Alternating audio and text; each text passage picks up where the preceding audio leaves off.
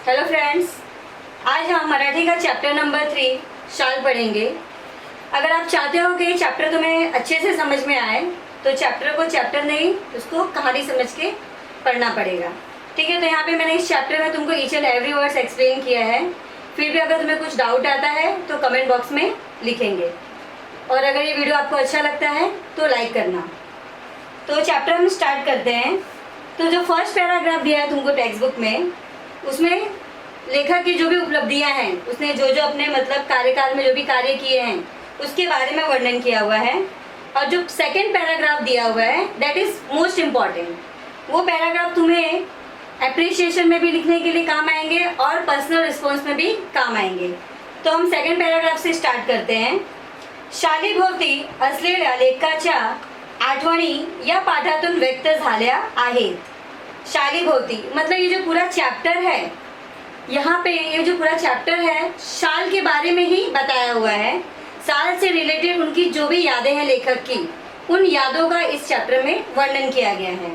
शाल ही प्रतीकात्मक आहे। शालीमुळे येणारे शालीनतेचा संदर्भ अंतर्मुख करणारा आहे। शाल को यहाँ पे एक प्रतीक बोला गया है।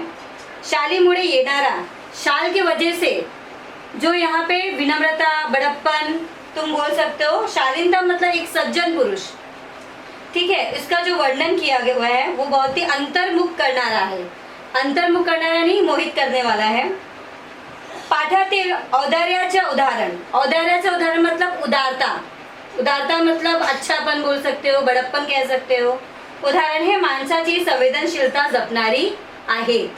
मतलब मनुष्य के अंदर का जो ये गुण है संवेदनशील, उसे हमें जपना चाहिए। जपना चाहिए यानी उसे संभाल कर रखना चाहिए, ठीक है, उसे पूजना चाहिए। वस्तूंच्या संदर्भातील आठवणीचे मोल महत्त्वाचे असते।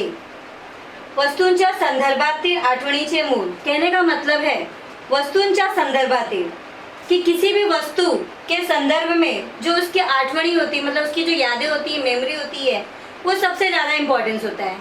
जैसे कि सपोज 10th में मुझे फर्स्ट रैंक आया, ठीक है, और मुझे गोल्ड मेडल मिला, तो जो गोल्ड मेडल है वो मुझे किस चीज़ की हमेशा याद दिलाएगा?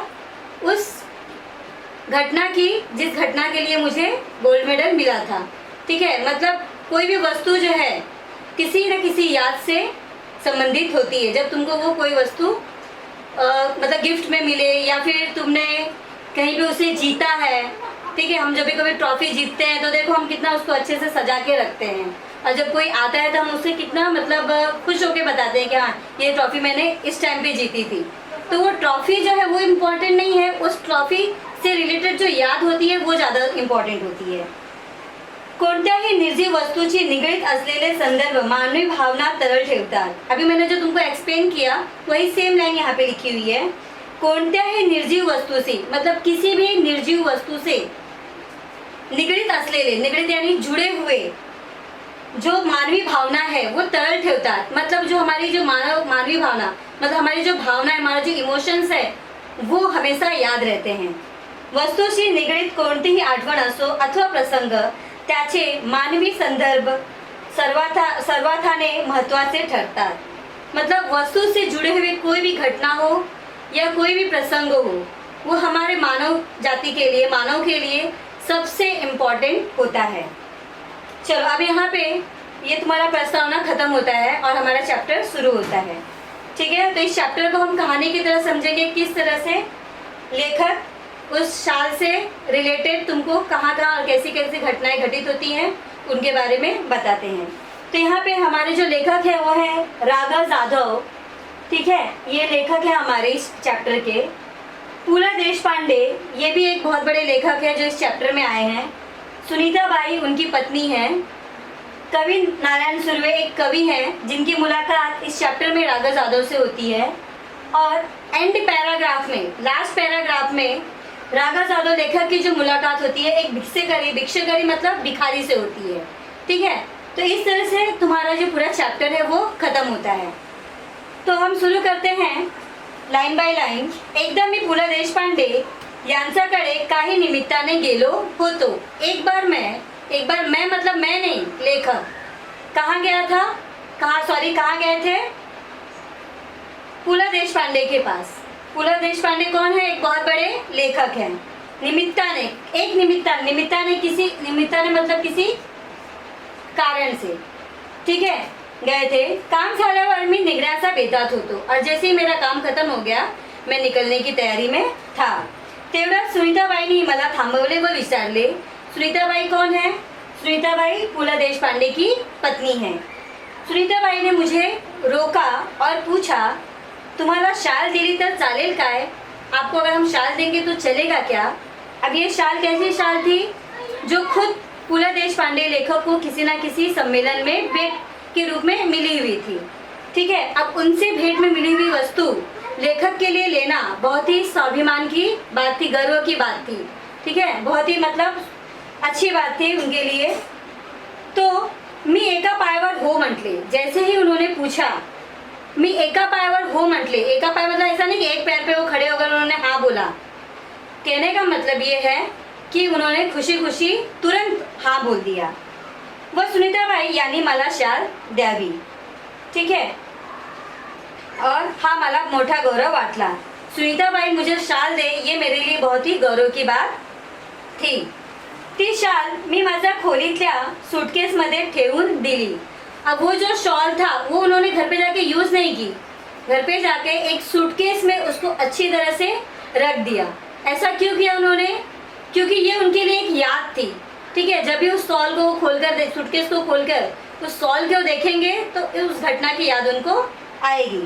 वापरली मात्र कधीच नाही, उसका यूज उन्होंने कभी भी नहीं किया। पुढे वाईला विश्वकोशाच्या अध्यक्ष म्हणून मी गेलो। पुढे मतलब आगे, वाईला एक जगह का नाम है, स्थान का नाम है। विश्वकोश एक मंडल है, ठीक है, वहाँ पे अध्यक्ष म्हणून मी गेलो। वहाँ पे उनको एज अ अध्यक्ष वहाँ पे बुलाया गया था और वो गए थे।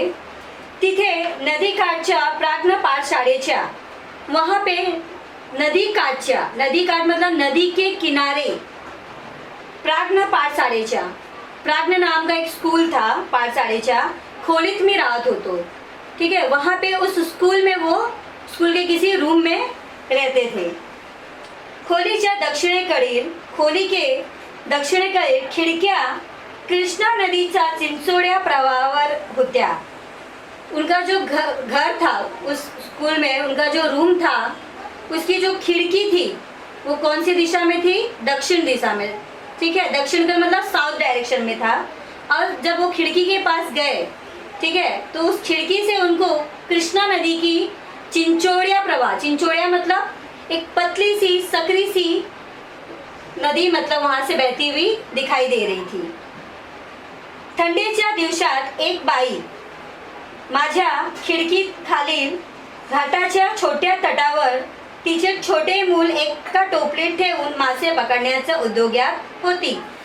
तो जब वो खिड़की के पास जाते हैं, उस नदी को देखते हैं, फिर उनकी नज़र जो है उस घाट पर जाती है। नदी के पास जो घाट होती है, घाट मतलब नदी से जुड़ा हुआ जो एरिया होता है उसको हम घाट कहते हैं। नदी के किनारे से जुड़े हुए एरिया को हम घाट कहते हैं। तो देखते हैं कि एक बाई, एक औरत जो है अपने बच्चे को एक टोपली में रखकर मछली मार रही है। तिचे बाल कड़ाक्याच्या थंडीने कुड़कुड़त रडत होते। अब उसका जो लड़का था ठंडी के मारे मतलब कुड़कुड़त यानी थरथराते हुए, कांपते हुए रो रहा था। पर आई तिचे बगत ही नव्हती, लेकिन जो उसकी माँ थी वो वहाँ पर बिल्कुल भी देख नहीं रही थी। अब नहीं देख रही थी, इसलिए नहीं देख रही थी कि उसको दया नहीं आ रही थी, क्योंकि उसके लिए ज़्यादा जरूरी तब क्या था? मछली पकड़कर उसे पकाना या उसे बेचना, पेट भरना। इसलिए वो बच्चे को रोता छोड़कर वो अपने काम में व्यस्त थी। लेकिन लेखक को सहन नहीं होता है। मला मात्र राहवले नाही, मुझे बिल्कुल भी रहा नहीं गया। मी सूटकेसमधील पुलकित शाल काढली। अब उन्होंने क्या किया? अपने सूटकेस में से जो पुलकित शाल था, पुलकित शाल मतलब यह नाम क्यों रखा गया उस शाल का, पुलकित शाल? वो शाल जो पु ल देशपांडे ने दी थी।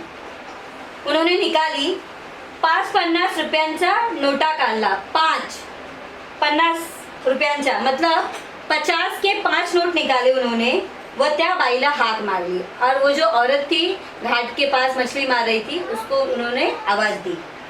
खिडकीतून ते सर्व खाली दिले आणि म्हटले, और खिड़की से ही वो जो सारी चीजें थी, शॉल और 5-50 के नोट उन्होंने नीचे दिए उस औरत को और उसको कहा, त्या बाळाला आधी शाळेत गुंडाळ आणि मग मासे मारत बैस. उन्होंने क्या कहा उस औरत को कि पहले अपने बच्चे को, उस बच्चे को पहले इस शाल में लपेट, फिर मछली मारते बैठना. या घटनेची ऊब पुलकित शालीच्या उभेपेक्षा अधिक होती. अब इस घटना की जो ऊब है, गर्मी है, उस पुलकित शाल की गर्मी से अधिक थी. अब यहाँ पे जो लाइन लिखी हुई है उस लाइन का मीनिंग कुछ और निकलता है. देखो, शाल से हमें गर्मी मिलती है, ठीक है, लेकिन यहाँ पे क्या बोला है, इस घटने की जो गर्मी है उस शाल से मिलने वाली गर्मी से ज़्यादा है. कहने का मतलब ये है, जब पुलकित देशपांडे ने जब राघव जाधव को ये शॉल दिया था तो उस समय बहुत उनको गौरव फील हुआ था, अभिमान हुआ था, ठीक है, फीलिंग जो हुई थी उनको बहुत ही खुशी हुई थी. लेकिन जब यही शॉल उन्होंने उस बच्चे को दिया तब उससे भी ज़्यादा खुशी लेखक को हुई. तो इसलिए ये लाइन यहाँ पे कही गई है कि घटनेची ऊब, मतलब आज जो ये घटना हुई उसकी जो गर्मी है वो शाल की गर्मी से ज़्यादा है, पुलकित शालीचा उभेपेक्षा अधिक होती. कविवर्य नारायण सुर्वे खूब सभा सम्मेलन गाजवत. अभी जो तीसरे शख्स हैं कवि नारायण सुर्वे, वो बहुत सारे सम्मेलनों समारोह का आयोजन करते हैं. पुढे ते साहित्य संमेलनाचे अध्यक्ष झाले. आगे चल के वो ऐसे बहुत सारे साहित्य सम्मेलन के अध्यक्ष भी हुए. परिणामतः त्यांचा कार्यक्रमांना अहोरात्र आणि पूरी रात भरतीच असे यानी हमेशा लोगों का आना लगा रहता था. मतलब उनका सम्मेलन इतना फेमस था, इतना अच्छा रहता था कि रात भर उनके सम्मेलन में एंट्री चालू रहती थी. प्रत्येक कार्यक्रमात सन्मानाची शाल व श्रीफळ त्यांना मिळत राही और हर कार्यक्रम में उनको शाल और श्रीफळ मतलब नारियल मिलते रहते थे. एकदा ते मला म्हणाले, एक बार किसने, कवि नारायण सुर्वे ने लेखक से कहा, या शाली घेऊन मी आता शालीन बनू लागलो आहे. ये शॉल ले लेकर तो मैं अब शालीन बन गया हूँ. शालीन मतलब एकदम विनम्र, बहुत ही अच्छा व्यक्ति, सज्जन बन गया हूँ. त्यांच्या बोलण्यातून उपरोधी खोज माझाच नव्हे तर कोणाच्याही सहजपणे लक्षात येणारी होती.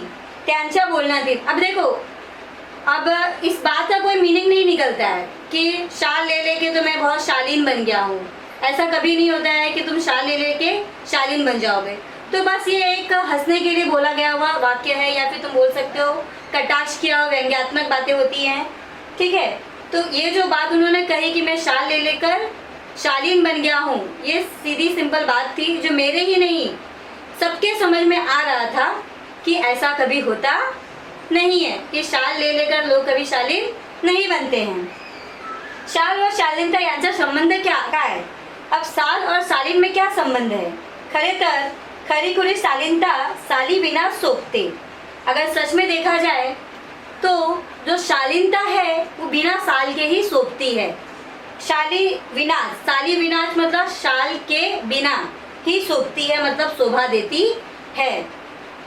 सुर्वे मुळातच शालीन, क्योंकि जो सुर्वे थे मतलब कवि नारायण सुर्वे, वो तो अंदर से ही मतलब शालीन थे. ऐसा नहीं कि शालीन ले लेकर वो शाल ले लेकर शालीन हो गए, ठीक है. वो जड़ से ही उनके अंदर ये जो शालीनता है वो कूट कर भरी हुई थी, ठीक है. शालीनचा वर्षावा खाली, शालीनचा मतलब शाल के बारिश, वर्षावा खाली मतलब उनके ऊपर बारिश नहीं, बारिश हुई, साल की बारिश हुई. कहने का मतलब है उनको बहुत सारे शॉल मिले, ठीक है. त्यांची शालीनता कधी हरवली नाही.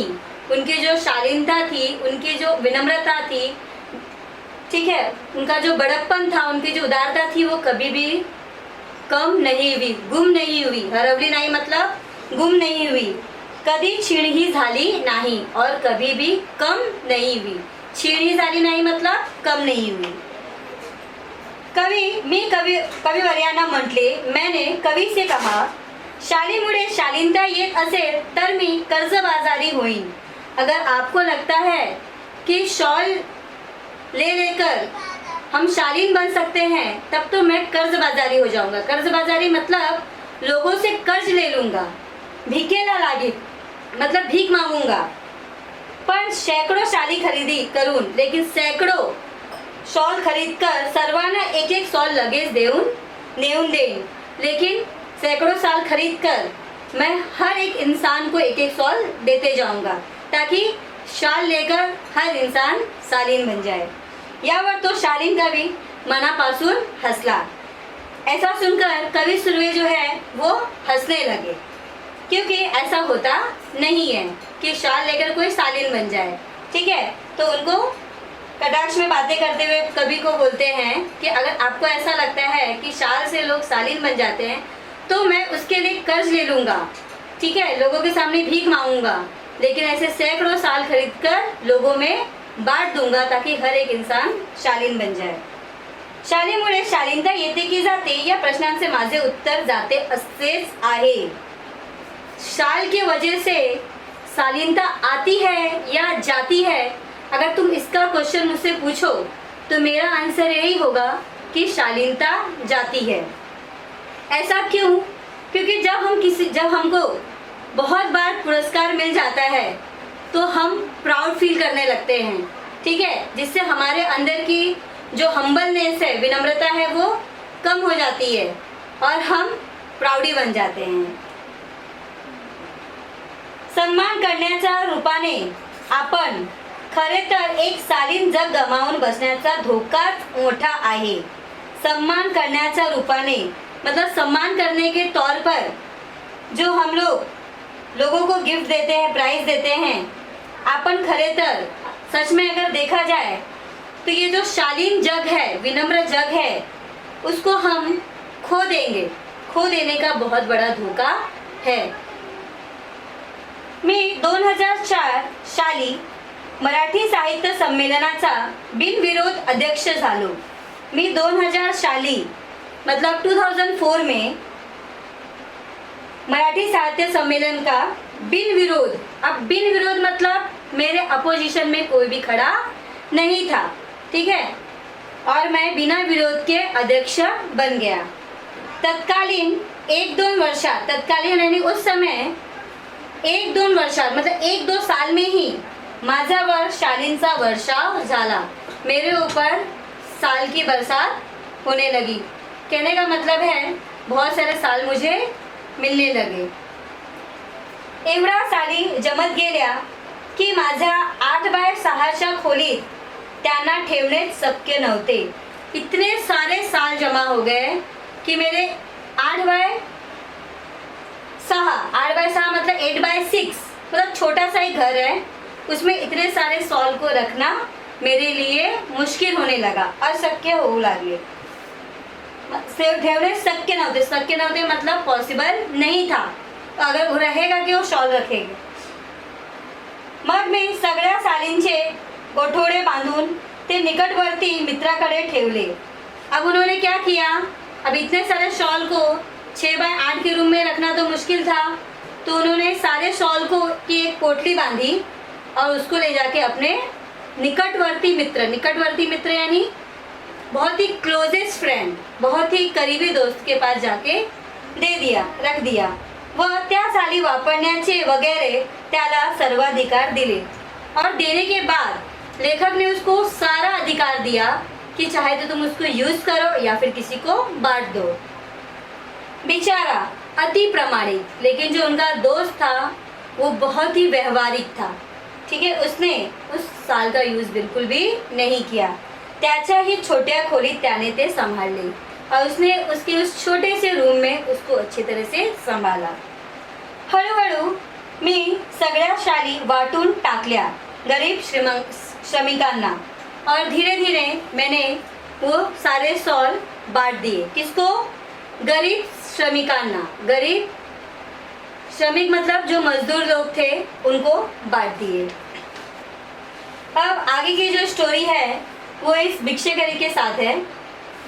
याच सुमारास मी शनिवार पेठेतील, याच सुमारास मतलब इसी दौरान मी शनिवार पेठेतील, शनिवार पेठ कहाँ पर आया?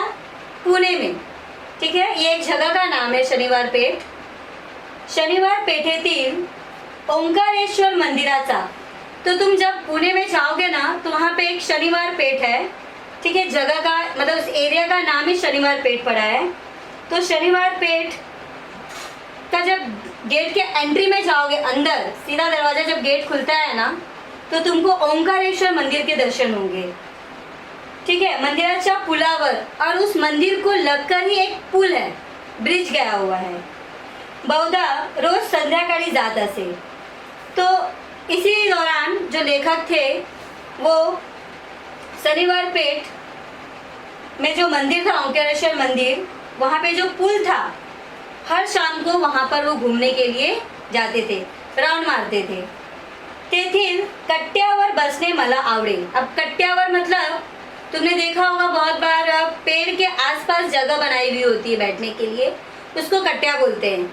या फिर मंदिर के बाहर बैठ जो दर्शन करने के लिए जाते हैं, उसके बाद जब बाहर आते हैं तो लोगों को बैठने के लिए जो जगह बनी हुई होती है उसको हम कट्ट्या बोलते हैं. मला आवडेल, तो लेखक को वहाँ बैठना अच्छा लगता था. एक दिवस काय घडले, एक दिन क्या हुआ कि कडक थंडीच्या दिवसात एक म्हातारा, एक बार क्या हुआ कि कड़क ठंडी, पुणे में ठंडी बहुत पड़ती है, तो एक म्हातारा मतलब बूढ़ा, अशक्त भिक्षकरी, अशक्त मतलब बहुत ही कमजोर, भिक्षकरी यानी भिखारी, भीख मांगने वाला, कट्ट्याला लागूनच, उस कट्टे से लगकर, ठीक है, उसके पास ही बैठा हुआ था, चिरगुटे टाकून व पांघरून, ठीक है, चिरगुटे टाकून व पांघरून मतलब अपने ऊपर उसने क्या किया था, नीचे मतलब चिंदी कपड़ा बोलते हैं ना, फटे पुराने कपड़े, वो उसने अपने ऊपर रखे थे, मतलब नीचे रखे थे. टाकुन मतलब अपने शरीर पर डालकर, वह पांघरून मतलब वही छोटे कपड़े अपने शरीर पर ओढ़कर बैठा हुआ था, क्योंकि ठंडी का मौसम था, ठीक है. तो ठंडी से बचने के लिए उसने वो फटे कपड़े अपने शरीर पर डाले थे. कुडकुडत बसल्याचे मी पाहिले. कुडकुडत मतलब मैंने देखा कि वो भिखारी काप रहा है. दुसऱ्या दिवशी मी 2 शाली घेऊन ओंकारेश्वराच्या कट्ट्यावर आलो. दूसरे दिन मैं 2 शाल लेकर उसी कट्टे के पास गया, ओंकारेश्वर मंदिर के कट्टे के पास. तो मातारा होताच, तो वहाँ पर वो जो बूढ़ा भिखारी था वो बैठा हुआ था. त्याला दोन्ही शाली दिला और मैंने वो दोनों शाल उसको दे दिए. त्याने थरथरत्या हाताने मला नमस्कार केला और उसने कांपते हुए हाथों से मुझे नमस्कार किया. पुढे 4-5 दिवस मला काही कामांमुळे संध्याकाळी ओंकारेश्वराला जाण्यात उसंत लाभली नाही. आगे कुछ 4-5 दिन कुछ काम की वजह से लेखक को ओंकारेश्वर मंदिर के पास जाने की फुर्सत नहीं मिली. उसंत लाभली नाही मतलब फुर्सत नहीं मिली, अवसर नहीं मिला, या फिर तुम बोलो टाइम नहीं मिला. त्यानंतर मी नेहमीप्रमाणे ये जा करत राहिलो. उसके बाद मैं हमेशा की तरह आना जाना मेरा लगा रहता था. मग एकदम त्या भिक्षकरी वृद्धाची आठवण आली. फिर अचानक से मुझे उस बूढ़े भिखारी की याद आ गई. तो नेहमीच्या ठिकाणी नव्हताच और जो हमेशा जहाँ पे वो बैठता था वहाँ पर वो नहीं था. तेथील पुलावर चक्कर मारावी म्हणून मी उठलो व पुलावरून चालू लागलो. तेथील पुलावर और वहाँ के पुल पर चक्कर मारने के लिए लेखक उठा और वहाँ पर चक्कर मारने लगे. पुलाच्या जवळपास मध्यावर तो भिक्षकरी म्हातारा दिसला और उस पुल पे जाते जाते ही एकदम बीच में वो जो भिक्षकरी था वो लेखक को दिखाई पड़ा.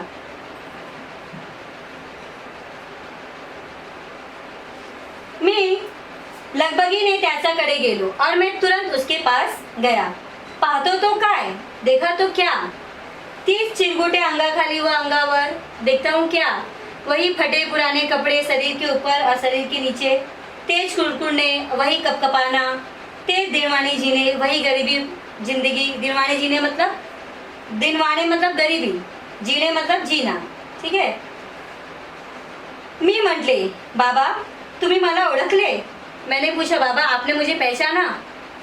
त्याने नकारार्थी मान हलवली. उसने सिर हिलाते हुए ना कहा. मग मीच म्हटले. फिर मैंने ही कहा, बाबा 5-6 दिवसांपूर्वी मी तुम्हाला 2 शाली दिल्या होत्या, आठवते? फिर मैंने कहा कि बाबा 4-5 दिन पहले मैंने आपको 2 शॉल दी थी, आपको याद है? यावर म्हातारा खुल्ला व पुन्हा हात जोडून म्हणाला. इतने में उसने आन्सर दिया, हाथ जोड़कर कहा, हे भल्या माणूस तू लय मोठा. हे भल्या माणूस, भल्या मतलब अच्छे, ठीक है, भला मानुष, मानसा मतलब इंसान. हे भले इंसान तू लई मोठा, तू बहुत बड़ा है. बड़ा है मतलब वो बड़ा है नहीं, मोठा मतलब यहाँ पे बहुत महान है, ठीक है, तू बहुत महान है. मॅचने शाली दिल्या, ठीक है, मुझे तुमने शाल दी. पण बाबा म्या भिखाऱ्याला शाली कसा शोभतील, लेकिन मुझ जैसे भिखारी पे ये शॉल शोभा कैसे देगा. अगर एक भिखारी अच्छा खासा शॉल ओढ़कर बैठे तो उसे भीख कैसे मिलेगी, उसका पेट कैसे भरेगा, ठीक है. तो वो शॉल मुझे शोभा नहीं देता है. त्या शोभेपेक्षा पोटाची आग लई वाईट, ठीक है. उस शोभा से ज़्यादा इस पेट की जो आग है ना वो बहुत ही बुरी है. मैं शाली इकल्या मतलब विकल्या, मैंने वो शॉल बेच दी. वो 2-3 दिवस पेट भरून जेवून घेतलं बाबा, और मैंने 2-3 दिन पेट भर के खाना खाया बाबा. आमचा हे असलं बिकट जीणं, ऐसे तो हमारी मुसीबत भरी जिंदगी है. तुझं लई उपकार आहेत बाबा, आपका बहुत बहुत उपकार है बाबा. तो यहाँ पे जब लेखक पूछते हैं कि बाबा आपने शॉल का क्या किया, तो भिक्षुकरी बताता है कि जो पेट की आग है उस शोभा से बहुत ज़्यादा खराब होती है. मतलब अपना पेट भरने के लिए उसने उस शॉल को बेच दिया और पेट की आग बुझा ली. शालीची शोभा आणि ऊब, एक तरफ थी शाल की शोभा और ऊब यानी उसकी गर्मी, और दूसरी तरफ था वह पोटाची आग आणि अन्नाची ऊब. पेट की आग और अन्नाची ऊब यानी अन्न की गर्मी. अन्न की गर्मी मतलब अन्न की चाहत, कहने का मतलब. भूखेल्यास अन्न द्यावे, लेखक कहते हैं यहाँ पे जो भूखे लोग हैं उन्हें हमें अन्न देना चाहिए. तहानलेल्यास पाणी द्यावे, जो प्यासे लोग हैं उन्हें पानी देना चाहिए. आणि हेही जमले नाही, और अगर आपको ये भी नहीं जमा तो तर अभाग्यांना सन्मानाच्या शाली तर द्यावी. अभागी मतलब ऐसे लोग जिनका भाग्य बहुत ही खराब होता है, जो गरीब लोग होते हैं, ठीक है, जिनका कोई सहारा नहीं होता है, ऐसे लोगों को सम्मान देने के लिए हमें कम से कम शॉल तो देना ही चाहिए. मतलब इस पूरे चैप्टर में तुमको उदारता का पाठ पढ़ाया है कि इंसान को अपने अंदर की जो मानवता है वो कभी ख़त्म नहीं करनी चाहिए, ठीक है. अगर इस चैप्टर में आपको कहीं पे भी कुछ भी नहीं समझ में आया हो तो आप कमेंट बॉक्स में मुझे लिखकर ज़रूर बताएं, और अगर वीडियो अच्छा लगा हो तो लाइक कीजिए.